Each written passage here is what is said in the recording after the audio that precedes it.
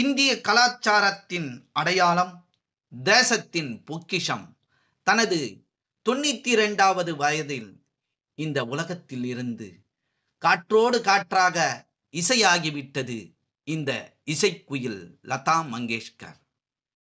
இவர் நிகழ்த்திய சாதனைகள் 1000.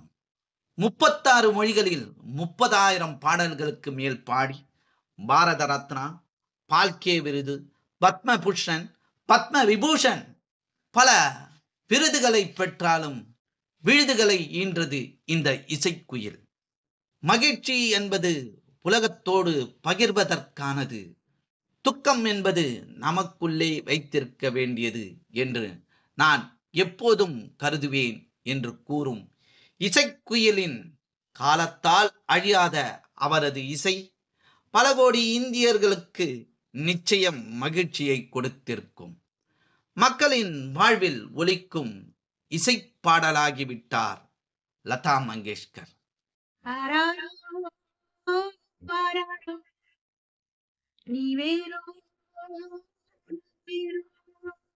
என்னுடைய பெயர் அல்லது பாடல்கள் மூலம் யாராவது பயனடைந்தால் அது எனக்கு கிடைத்த அதிர்ஷ்டம்.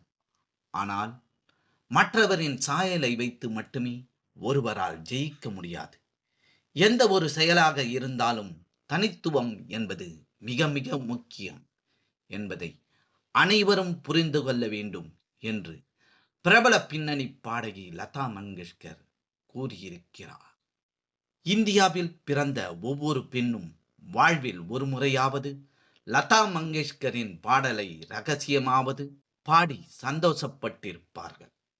ஆனால் நிச்சயம் அனைவராலும் ஒரு புகழ்பெற்ற பாடகராக முடியாது. ஒரு சிலரால் மட்டுமே அது சாத்தியமாகும். ஒவ்வொருவருக்கும் தனித்தன்மை வேண்டும். அப்போதுதான் அவர்களால் சாதிக்க முடியும்.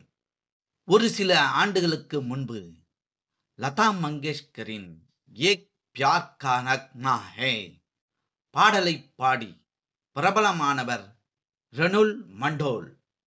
மேற்கு வங்காளத்தின் ரணகாட் ரயில் நிலையத்தில் இருக்கும் ரனுல் மண்டோல் லதாஜியின் தெய்வீக குரலில் ஒரு பாடலை பாடிய ஒரு வீடியோ வலைதளங்களில் வைரலாகி பரபரப்பை ஏற்படுத்தியது.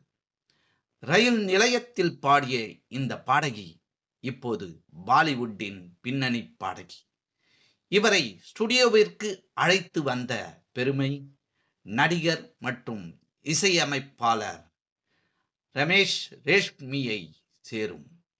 அவருடன் இணைந்து ரனுல் மண்டோல் ஒரு பாடலும் பாடியுள்ளார்.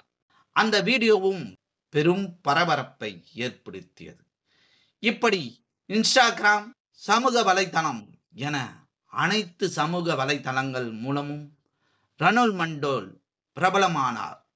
இது குறித்து ஆசியாவின் நைட்டிங்கேல் லதா மங்கேஷ்கரிடம் கேட்டபோது ரனுல் மண்டோலுக்காக அவர் தனது மகிழ்ச்சியை தெரிவித்தார்.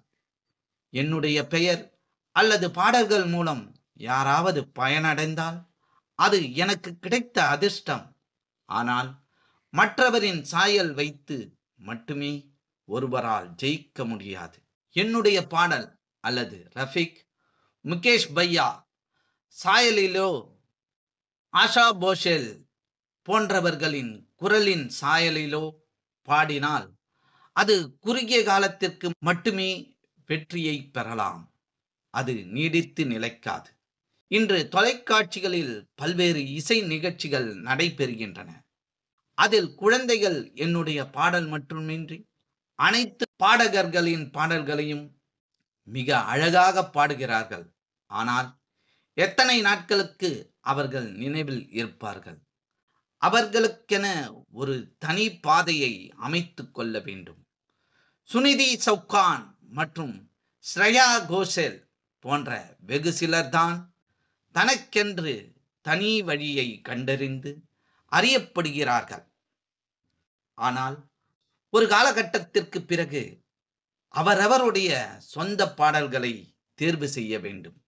அதுவே நிலைக்கும். அவரவர்களுடைய தனித்துவம் அதில் இருக்க வேண்டும். ஒரு உதாரணத்திற்கு ஆஷா போஸ்லே அவருடைய தனித்திறமையில் பாடவில்லை என்றால் இன்றும் என்னுடைய நிழலில் மட்டுமே இருந்திருப்பார். தனித்திறமை ஒருவரை எந்த அளவிற்கு கொண்டு செல்லும் என்பதற்கே ஆஷாவே ஒரு மிகப்பெரிய எடுத்துக்காட்டு என்றார் நமது இசைக்குயில் லதா மங்கேஷ்கர். எந்த ஒரு செயலாக இருந்தாலும் தனித்துவம் என்பது மிக மிக முக்கியம். அதுவே அவர்களை முன்னிலைப்படுத்தும். ஒருவரின் சாயல் மற்றவர்களை நிலைக்கச் செய்யாது என்பதுதான் நிதர்சனமான உண்மை. அதுவே இசைக்குயில் லதா மங்கேஷ்கர் நமக்கு உணர்